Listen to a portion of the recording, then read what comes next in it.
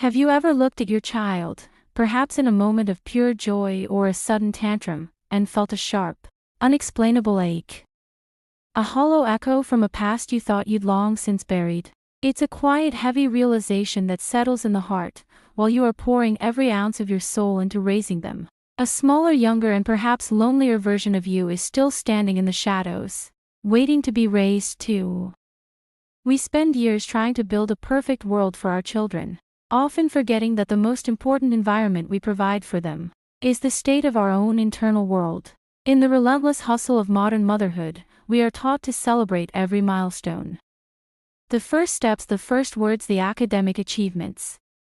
But in this race for their success, we often deprioritize our own healing. We tell ourselves we don't have time for our shadows. But here is the truth that your soul already knows: your triggers are not failures of character. They are not bad parenting. They are messengers.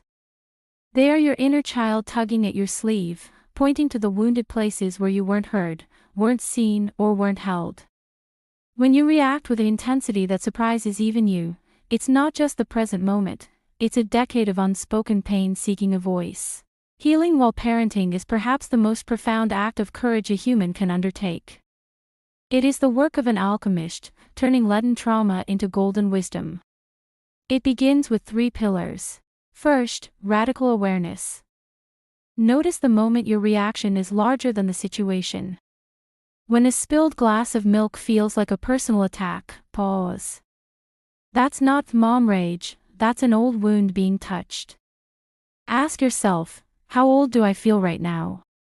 Usually the answer is 5 or 10 or 15. Second, conscious reparenting. It's time to speak to yourself with the same exquisite tenderness you use for your child when they fall. When you make a mistake, instead of the harsh inner critic, try the voice of the wise mother. Be gentle. Be patient. Give yourself the kindness you once starved for. Third, breaking the chain. Every single time you choose a slow, conscious breath over a reactive generational scream, you are physically rewriting your family's history. You are ending a cycle of survival and starting a legacy of thriving.